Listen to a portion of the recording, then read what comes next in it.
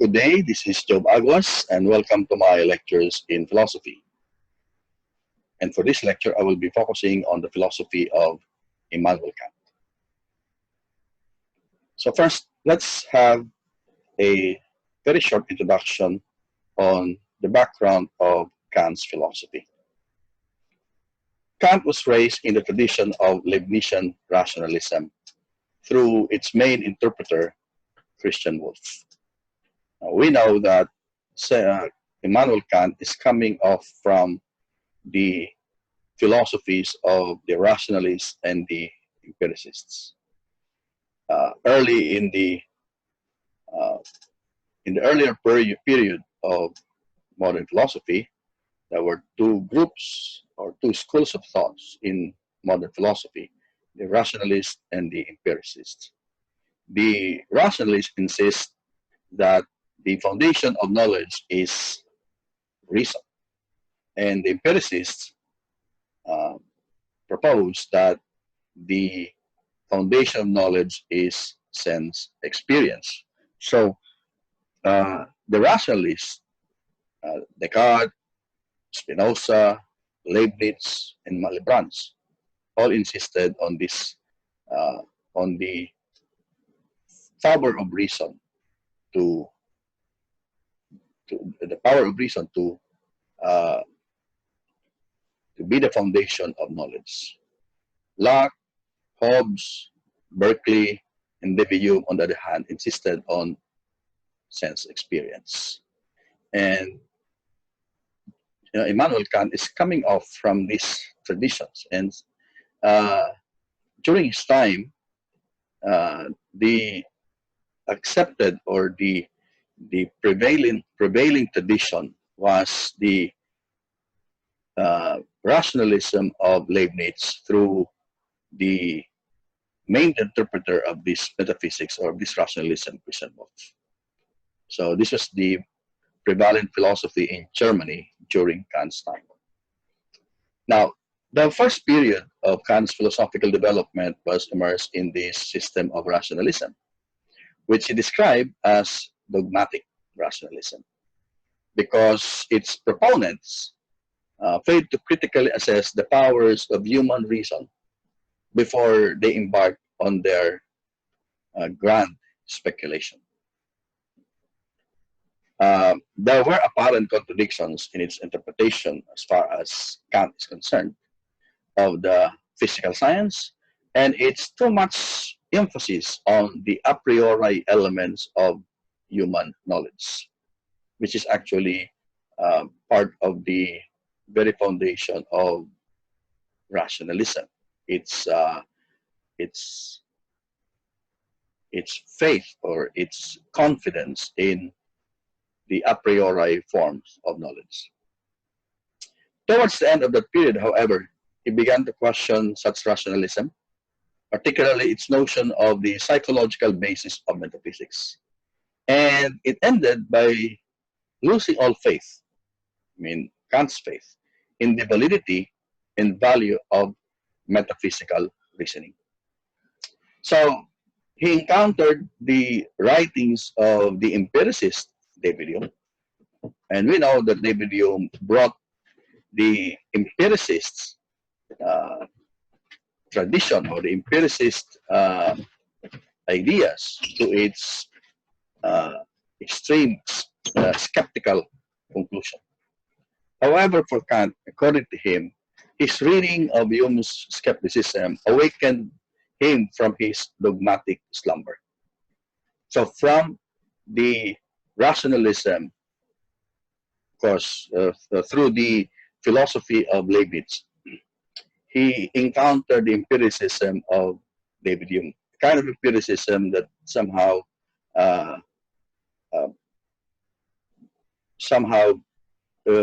brought skepticism to its skeptical conclusion.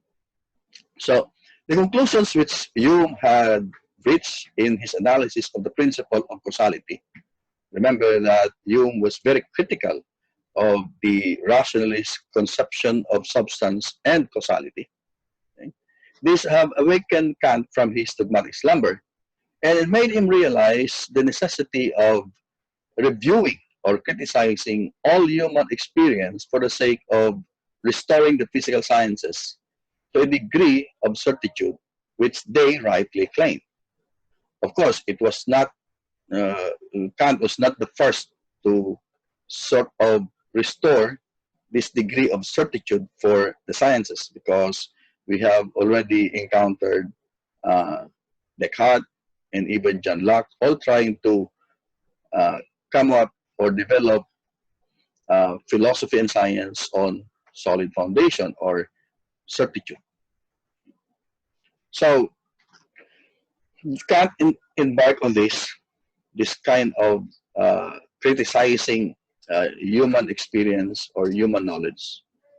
However, he also realized that Hume's position had gone too far when it reduced all truth to empirical or a posteriori elements. So, of course, we know that Hume, the basis of knowledge for him would be the empirical data, empirical experience, a priori elements. So Kant also wanted a place, or wanted place to place metaphysics on solid foundation, which Hume was skeptical about. So Hume used a posteriori elements and disregarded, criticized the a priori elements of knowledge. Kant, however, wanted to balance everything. So he also wanted to place the metaphysical truths, which Hume have ignored or had overthrown, also on a solid foundation. So what Kant did was to propose to pass all knowledge in review. So all kinds of knowledge, whether that is a priori or a posteriori knowledge, in review in order to determine how much of it is to be assigned to the a priori and how much of it to the a posteriori factors or elements. So if we may say, to designate them, meaning of knowledge. So what aspects of knowledge could be a priori and what aspects of knowledge could be a posteriori. As he himself says, his purpose is to deduce the a priori or transcendental forms of thought.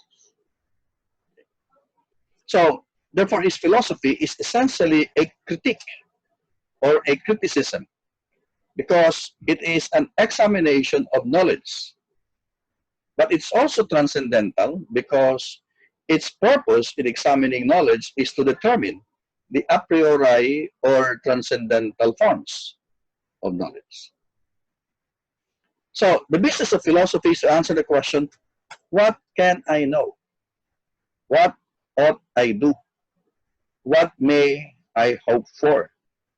And what is man? For Kant, these are the four fundamental questions in philosophy.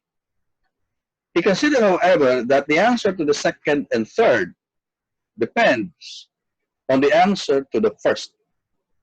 Our duty and our destiny can be determined only after a thorough study of human knowledge. Then, of course, the last question is philosophical anthropology, his conceptions of what man is. Now, let's go to the initial assumptions and the tasks of Kant's philosophy. The initial and key assumption which provided the starting point of Kant's thought is the unwavering conviction that we do not, or we do have a knowledge which is to be found in mathematics and Newtonian physics. Early in his career, Kant studied Newton's physics, being, of course, the accepted and the more dominant, conception of reality. And Kant believed that the fundamental propositions of this knowledge were universal and necessary, and no future discoveries would ever undermine our conviction to their truth. So he held on to the knowledge that we find in science, in physics, and in mathematics. From this, there are three tasks that emerge. The first one is to clear the foundation of scientific knowledge, pretty much like what Locke and Descartes did. He agreed with the rationalists that anything that deserves to be called knowledge must be universal and necessary, and it must also be certain. There must be certitude. The rationalists, however, are not too optimistic with perception. They are quite skeptical of perception. They do not believe in the data of sense experience, but can't consider this to be essential to knowledge. He agreed with Hume that logical propositions alone do not give us knowledge of the world of experience. The rationalist cannot give a full account of knowledge. Hence, he agreed with the empiricist that knowledge starts with experience. So knowledge should start with sense experience, with the data coming from the senses. The empiricists, however, have some drawbacks in their camp. According to Kant, experience alone cannot give us necessary, certain, and universal knowledge. Because, of course, the data coming from experience would just be particular individual information. So it cannot lead to necessary, certain, and universal knowledge. And therefore, he repelled Jung's skepticism, which undermined the validity of scientific knowledge. So his first task was to develop a new understanding of knowledge that would undergird science and steer between the dogmatism of the rationalists and the skepticism of the empiricists, while maintaining the lessons in the insights from both camps, from the rationalists and from the empiricists.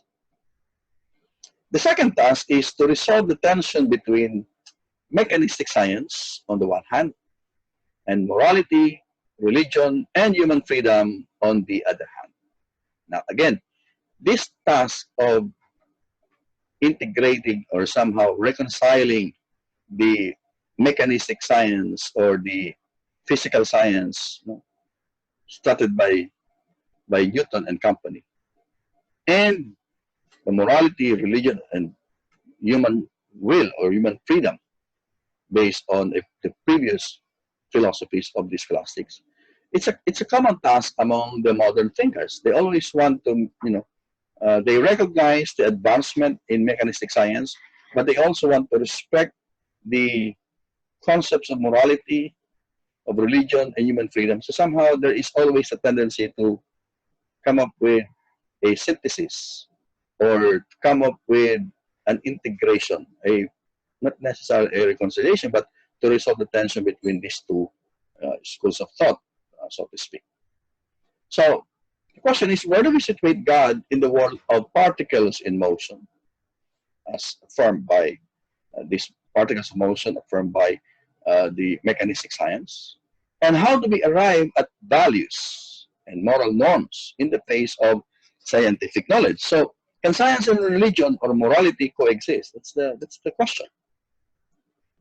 In a way, Kant had to deny knowledge to make room for faith, which means that the domain of scientific knowledge was limited and that our deepest human concerns must be based on something other than empirical data.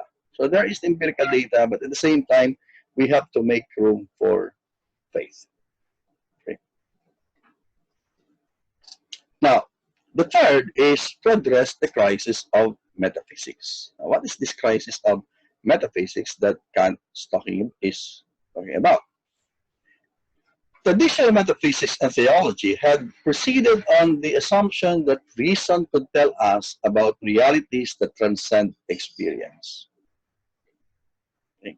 Like the assumption, he would call this the assumption about ego, about the cosmos, and about God. So this are what Kant would call metaphysical illusions. Metaphysical illusions. Because they are not encountered in experience, in sense experience. The ego or the soul, the cosmos, and even God. So, because they transcend our sense experience. So his task is to show how traditional metaphysics failed in this respect and develop a more tempered version of it. So he was critical of traditional metaphysics, but he had to accept that there is a concept of God, of the world, of the cosmos, and the soul, or the ego. So certainly the mathematics and science provide us with physical law that explains the physical entities, but we also feel the demand of the moral law. So there's a difference, a big difference between the physical law and the moral law. The physical law operates from the outside, external to us, and the moral law operates within us, inside of us. So how do we reconcile these two dimensions of human experience within a revised understanding of metaphysics? And that's one of Kant's main concerns, to come up with a synthesis of uh, human experience and understanding of metaphysics. Okay. Now, in order to accomplish this, Kant made several distinctions that help to clarify the claims of metaphysics. First, he distinguishes between a priori and a posteriori knowledge. A posteriori knowledge is the particular knowledge based on or gained from experience.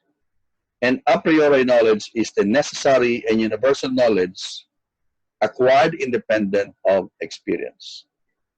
Like, for example, our knowledge of mathematics or mathematical principles. The a posteriori knowledge will be knowledge of particular things. Okay.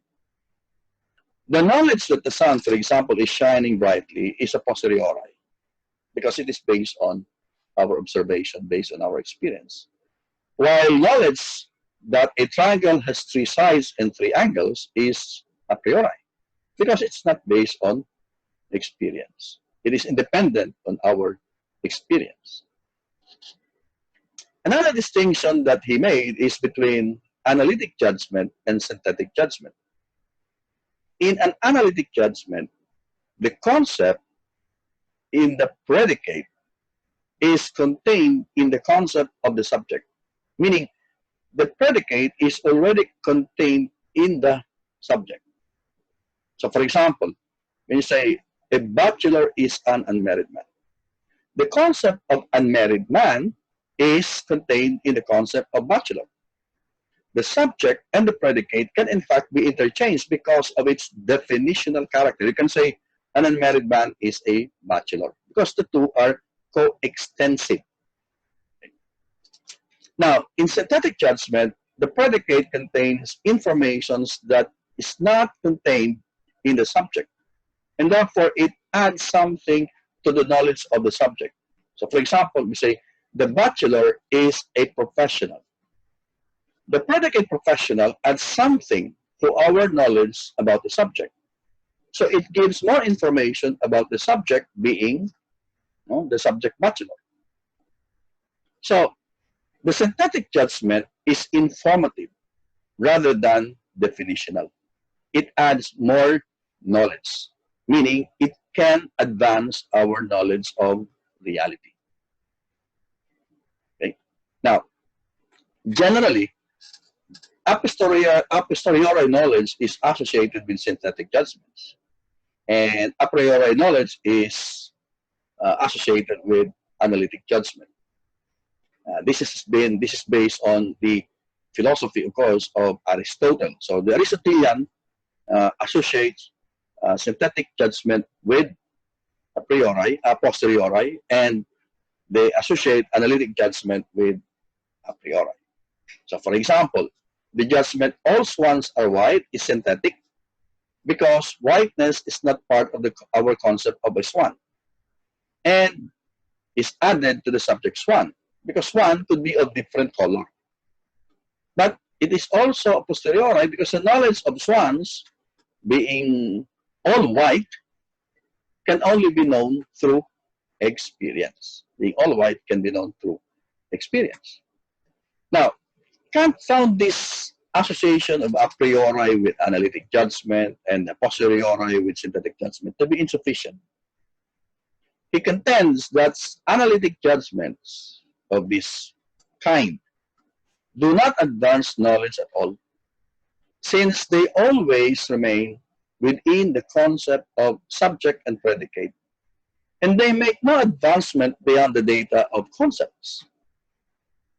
He also contends that the synthetic judgment have no scientific value, since coming as they are from experience, they must be contingent and particular. So Kant proposes to introduce, he proposes a third class, namely the synthetic a priori judgment, which is synthetic. So these judgments are synthetic because the content is supplied by a synthesis of facts of experience, and a priori because the form of universality and necessity is imposed on them by the understanding or by our mind, independently of experience. So Kant offers this example. Every effect must have a cause. Our concepts of effect and cause are supplied by experience. Therefore, it is a posteriori, and it is synthetic. But the universality and necessity of this principle are derived from the a priori form of the mind. Therefore, it is both a priori and synthetic. Also, now, another thing, Kant also draws a distinction between phenomenal world of appearance and the nominal world of things in themselves. The physical laws, principle of causality, and sense experience apply only to appearances, meaning to the physical world. This is the domain of pure reason. Okay, so there is a physical law that applies to this, physical world. However, the nominal world of things in themselves is not accessible through sense experience, and they are not governed by physical laws. They are rather governed by the moral law within us. And therefore, there is no direct knowledge of this nominal world. The ego, the cosmos, and God are nomina. They are things in themselves. And therefore, they are not accessible through our pure reason. They are, however, accessible through our practical reason. Now, let's go to his theory of knowledge based on his critique of pure reason. The study of Kant's critical philosophy can be divided into three portions, and this corresponds to the doctrines contained in his three critiques. The doctrines of the critique of pure reason, the doctrines of the critique of practical reason, and the doctrines of the critique of the faculty of judgment. Now, in accordance with his purpose of examining all knowledge in order to find what is and what is not a priori or transcendental, meaning before experience or independent of experience, Kant proceeds in the critique of pure reason to inquire into the a priori or transcendental forms of one, sensation, second, judgment, and third, reasoning. So, what are the a priori forms of sensation, judgment, and reasoning? Now, by a priori or untranscendental, as we have already mentioned, he meant not subject to human experience, meaning it is before, not based on experience. And they are considered to be the necessary conditions of knowledge. But before doing so, Kant needed to establish a method that would ground our necessary and universal knowledge about the world. So, the method of the empiricist cannot serve this purpose because they argued from particular facts to the generalization of those facts, meaning they followed the inductive method or the empirical method, if you want to call it. Since our experience is always limited, empirical information will always be inconclusive. And future empirical information can contradict our empirical convictions. So we believe that this is how it is today, but future empirical information may contradict our our perceptions of these objects in the present moment. So to carry out this task, he proposed a method which Kant called the transcendental method. So what is this transcendental method? By transcendental, he means prior and not subject to experience. This method proceeds from the nature of sense experience in general to the necessary conditions of its possibility. The transcendental or the a priori structures of experience are those formal features that are not limited to any particular experience, but are the necessary and universal features of all experience. So, transcendental should not be equated with transcendent, which means something beyond all possible experience. So, by transcendental, he just meant the necessary universal features of experience. That's the meaning of the word transcendental. There can be no doubt that all our knowledge begins with sense experience. Although this is true, it does not follow that it arises or it starts out of experience alone. Meaning there should be another factor that contribute to our knowledge, not just sense experience. While the empiricists thought that the mind is passive when confronting the world and simply accepts and records impressions, and therefore the mind simply conforms to its objects, Kant, on the other hand, believed that for sense data to be experienced as sense data by the mind must impose certain rational structure on them. And therefore, in a sense, the objects must conform to our mind.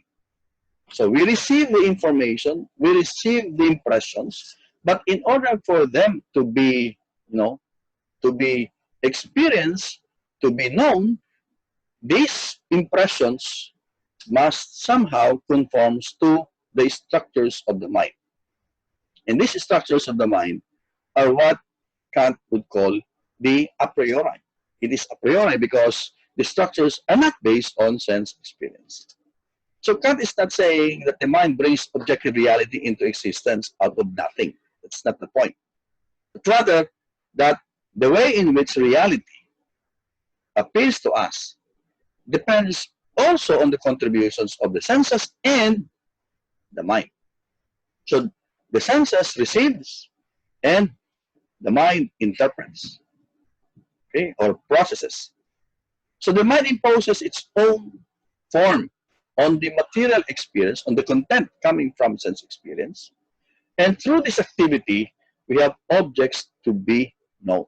So for the Kant, it's a combination of the material content or the content given by experience, the data coming from sense experience, and the structures or the forms imposed by the mind on this material content. So when we become aware of objects, the mind has already done its work of imposing its rational structure. Therefore, what we experience is sensory input that has been processed by the mind.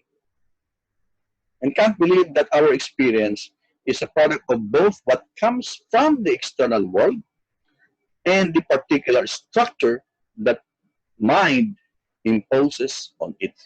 So you have the content of our experience and the structure that the mind imposes on this content, or rather on this uh, information or data coming from sense experience. So we cannot go out of our experience to compare reality as it appears to us with reality as it exists in itself, because the mind processes it. But if all minds are structured in the same way, then within the bound of human experience, it is possible to have knowledge that is universal and objective.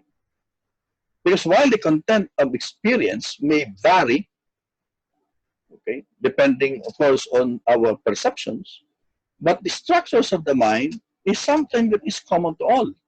And therefore, while the experience may vary, may be particular, but the structures of the mind is common to all, and therefore, it makes possible knowledge to be universal, necessary, and objective. So, an experience cannot be without certain structural features, which are necessary conditions of the experience. Hence, if we can make spatial space, judgment, or knowledge about our experience, it is so because of the transcendental conditions with which the mind structures such experience spatially. And if we can make causal judgment, it is because the mind is capable of organizing experience in terms of a causal order. So there is something that the mind imposes on the data of sense experience. So the data of sense experience is a posteriori, but the structures, the elements imposed by the mind on our sense experience is a priori. Therefore, the knowledge can have two elements: the material or the content, which comes from experience, and the form or the a priori or transcendental forms imposed by the mind on the material content. So here, Kant was able to combine the insights coming from the empiricists and the insight coming from the rationalists. Now, let's go to this particular. So that's the general principle. Now, how does Kant now apply this to the different levels or degrees of knowledge? First is sense perception or sense knowledge. The material of our sense perception comes from experience. Okay?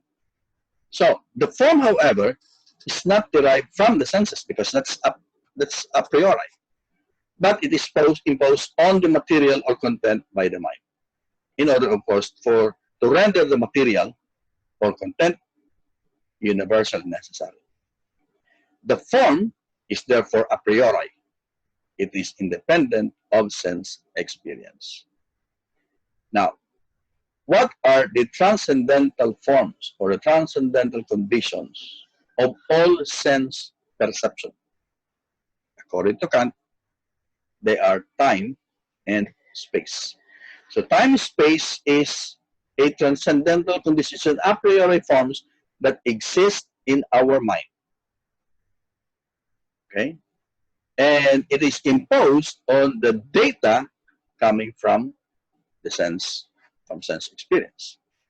So for Kant, space and time are mental entities, in the sense that they are elaborated by the mind out of the data of sense experience. That is strictly subjective, meaning it's coming from the knowing subject. It is purely mental and have no objective entity, except insofar as they are applied to external world by the mind. So when I see something, I recognize this object, this physical object, as being presented to my mind, and that this object is in a space. Okay? It is in a space. Or that objects have certain duration. So we cannot understand, for example, today, tomorrow, or even the concept of Monday and Tuesday or the hours, if we don't have a structure in the mind that tells us about time. So the concept of time is something that is imposed on what we experience. So it is through time and space that we are able to experience things spatially and temporally. They are the fundamental frames of reference in terms of which object appears to us. Now, Kant also calls this time and space as forms of intuition. By intuition, he means the object of mind's direct awareness. So to experience something is to have sensory intuition. For example, to experience redness is to have sensory intuition of redness. All human intuition is limited to sense or sensory awareness. Now, the second knowledge is judgment or understanding. So the first one is sense perception. The second is understanding. Aside from sense perception, the other stem or form of knowledge, which is actually of a higher degree, is judgment or understanding. While through sense perceptions, objects are given to us, it is through judgment or understanding that these objects are thought of. Okay, are thought of. Without sense perception, our thoughts would be empty.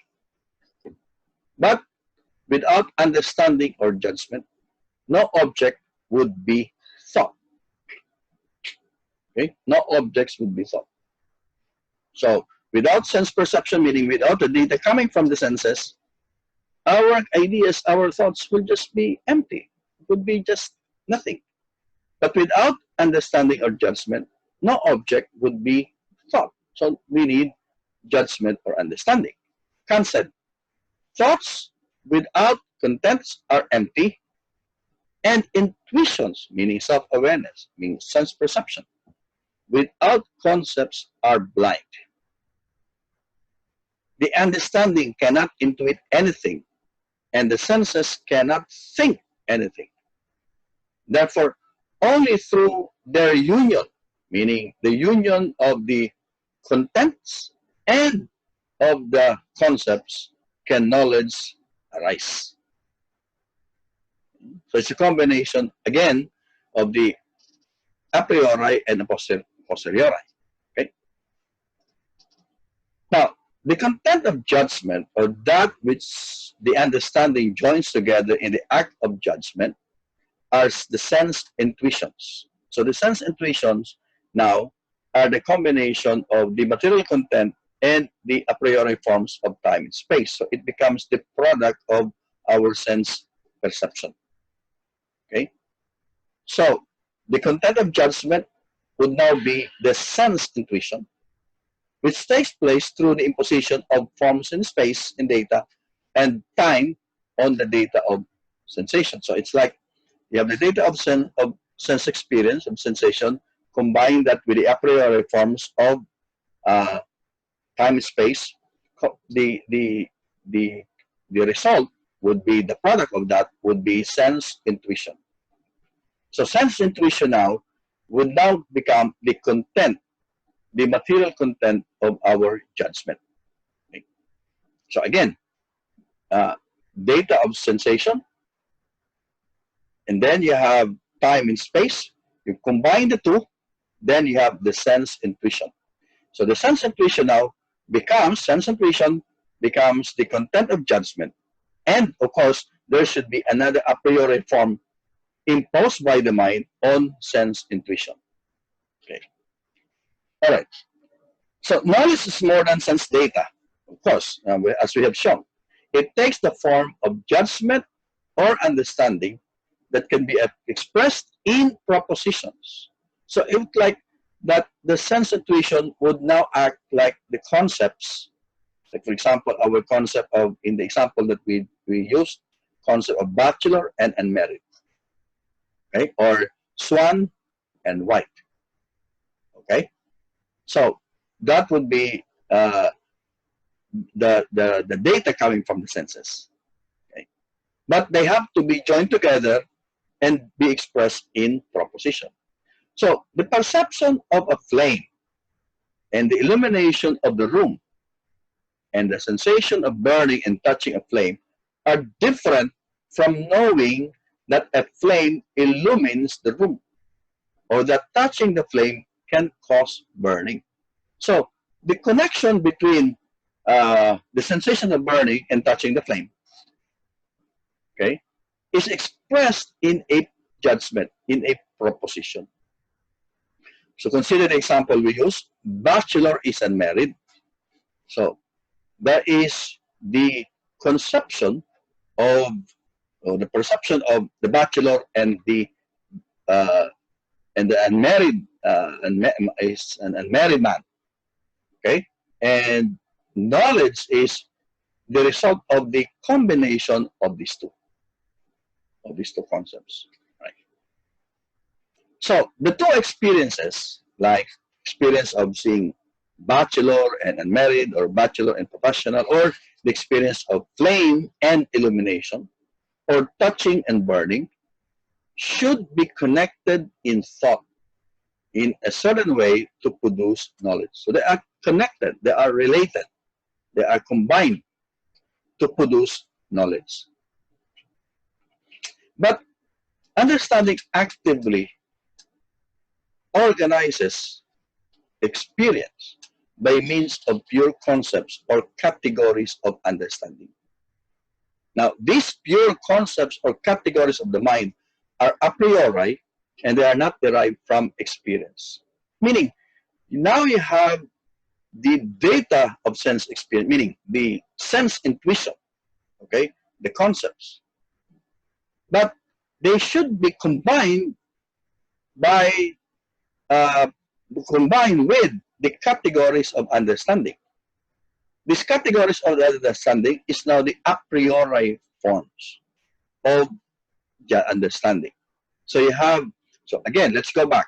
So you have the data from sense experience, and then the a priori forms of time and space, and then you have sense intuition. You can call that the concepts.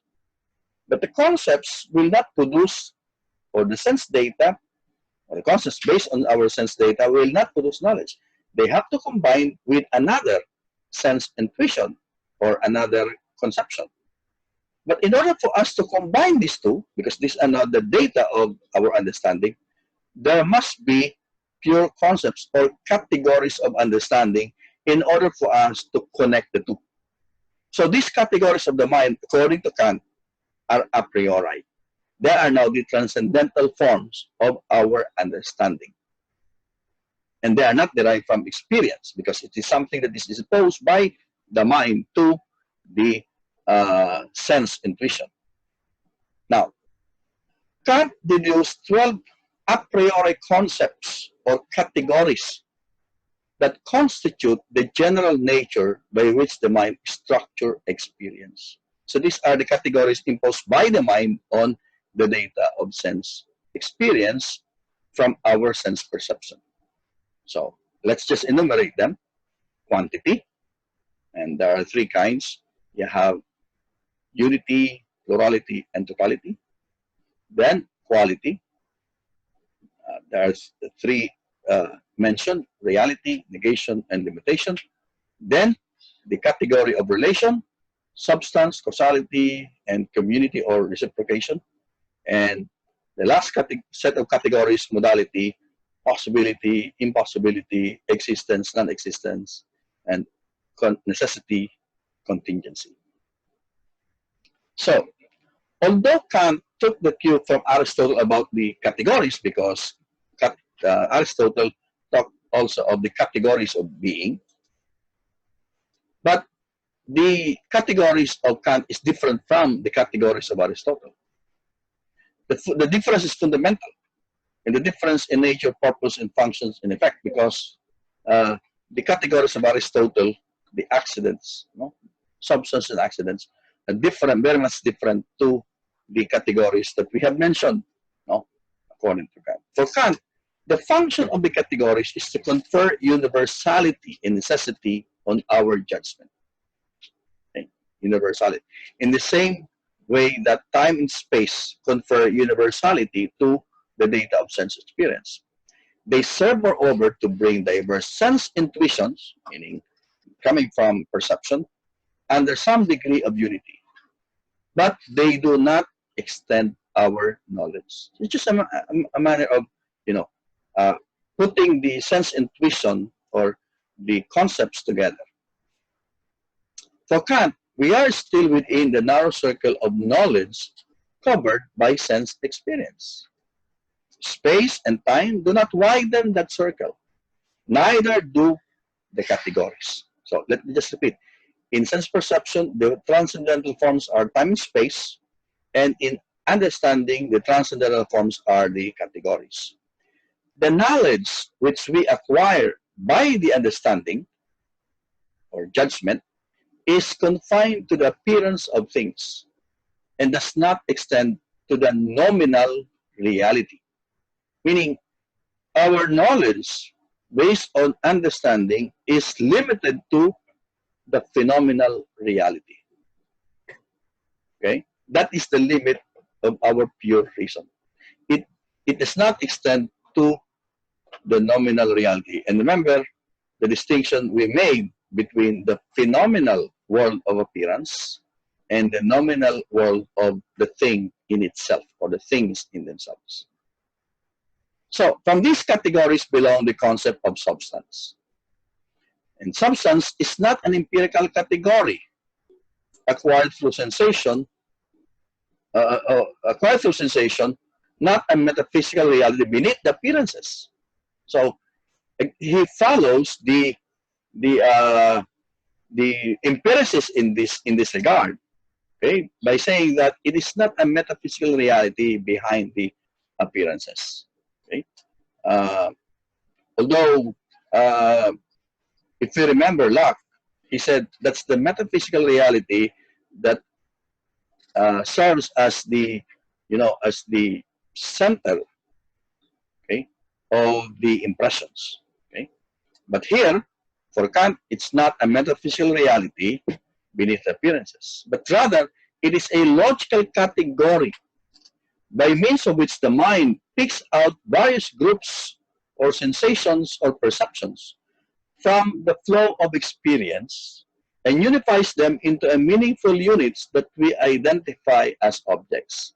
In this regard, he is close to the idea or to the conception of Hume about the mind or about the substance, that there must be a separate something, separate category, different from us, that will underlie all our impressions. Okay. So, similarly, causality is not a subjective addition to what is experienced, but a category of the mind under which objective, consistent, and ruled ordered patterns of events are subsumed. So the principle of causality is a category of the mind. It is not something that is a principle, well, it's a principle, but it's more of a structure of the mind, a structure of the mind, a priori or transcendental. Now, let's go to the types of judgment and let's just enumerate them here. Okay. This lecture being just an introduction, so we'll not go into the details. So I've already mentioned the type of judgment, analytic and synthetic. We have differentiated that into in the first part of this lecture. Then the two kinds of knowledge, a priori and a posteriori. And if you're going to combine these two, then that will give us analytic a priori, analytic a posteriori, synthetic a posteriori, and synthetic a priori. So this will be the different types of judgments according to Immanuel Kant. So that will be the product of the combination of the sense intuition and the categories of the mind imposed on our sense intuition. Now, the third is reasoning. Okay, so you have sense perception and then judgment and then reasoning. Quite similar to the acts of the mind according to Aristotle, although he discussed this in a different, he gives them a different meaning or a different interpretation. So in reasoning, here he presented his own critique of traditional metaphysics. All our knowledge about the world is limited to what can be perceived. Okay, again, based on space and time that are imposed by the mind to the data of sense experience and known through the categories of understanding. So again, you have the data from experience, and then you have time and space as the a priori forms. You combine them, you have sense intuition, and then the sense intuition or the concepts, you can call it the concepts, you combine it with the categories of the mind, then you have knowledge. And then from them, we can form the different types of judgments and have the different kinds of knowledge. Okay? Now, but because we are burdened with our finitude, we seek knowledge of reality that transcends our understanding.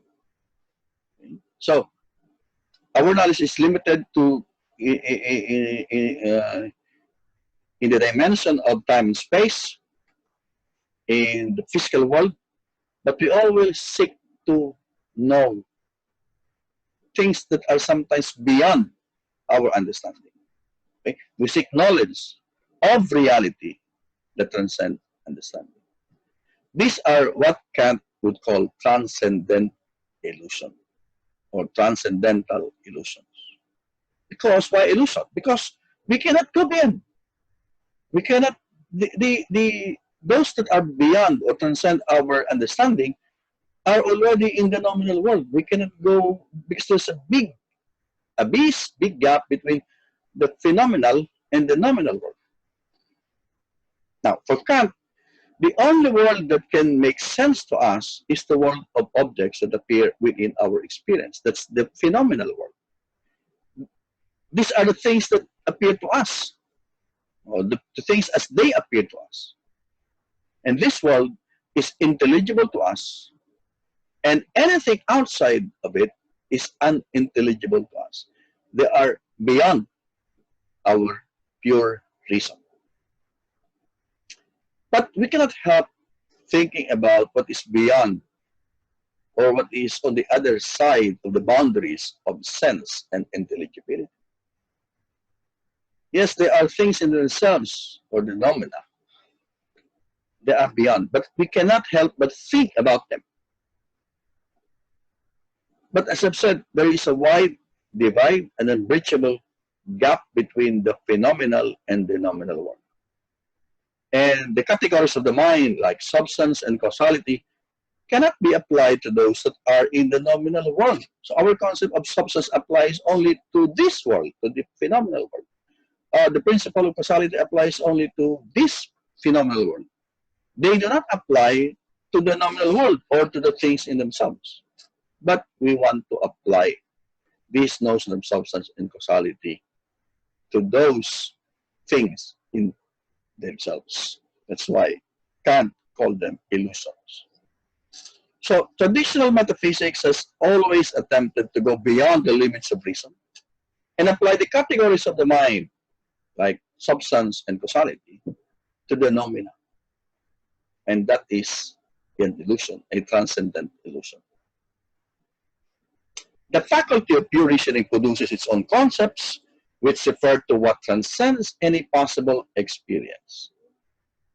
So it has three distinct operations, namely the categorical, the hypothetical, and disjunctive reasoning.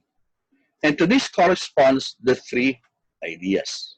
The three ideas, foundation of our reasoning. Okay. So first, there is the idea of the soul as a thinking subject. That's the psychological idea. Then the idea of matter as the totality of the phenomena. That's the cosmological idea. And then the idea of God as the supreme condition of all reality. That is our theological idea. So these are the concepts that transcends our experience. The concepts of reason that transcends our experience. Okay? These are the concept of the soul, concept of the cosmos, and the concept of God. The problem with pure reason is that it falls into the trap of applying the categories of understanding. Remember that the two, sense perception and understanding, beyond the limits of their legitimate employment. And because of this, it draws conclusions that are tainted with paradoxes. It's tainted with illusions. And these illusions are the self, the cosmos, and God.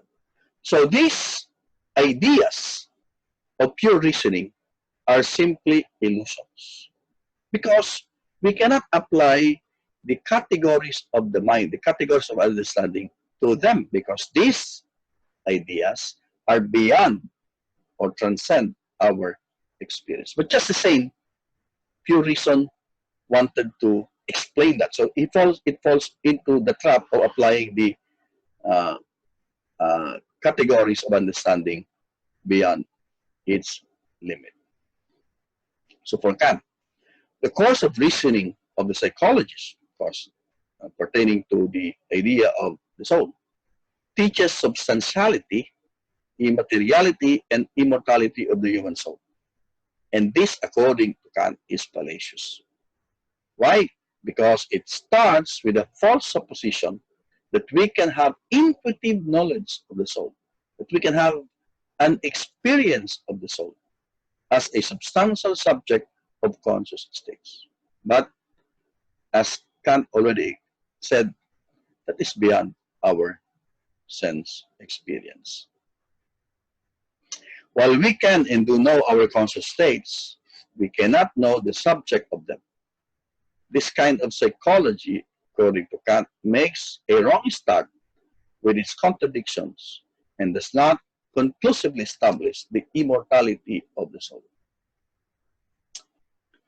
Now, next is the cosmological idea about the cosmos or about the world, about matter. For Kant, the cosmological idea, matter and the cosmos, fall into a series of contradictions or antinomies. Thus, we have propositions like matter has beginning, but that is beyond our experience. We cannot really see that. We cannot really validate that by way of experience. The world was created. So matter is beginning, matter was created. They are partly no more true than their contradictions like matter is eternal and the world is uncreated. So you have these antinomies. Say matter has a beginning, but at the same time it is eternal. We say the world is created, but at the same time we say that the world is uncreated. So there are a whole lot of contradiction that we can formulate based on our cosmological idea. So to every thesis regarding the ultimate nature of the material universe, an equally plausible antithesis may be proposed. So by pure reason alone, we cannot attain knowledge of the nature of the material universe. Next that he criticized is the methods and arguments of rational theology, especially about the notion of God or the idea of God. The speculative basis of our belief in the existence of God is unsound because the proofs brought forward to support it are not conclusive. Meaning, there are many arguments, like, for example, we come up with the causal arguments of God, but the causal argument cannot go beyond the world of sense experience. St. Anselm's ontological argument tries to establish an existential proposition without reference to experience. So, it is fallacious.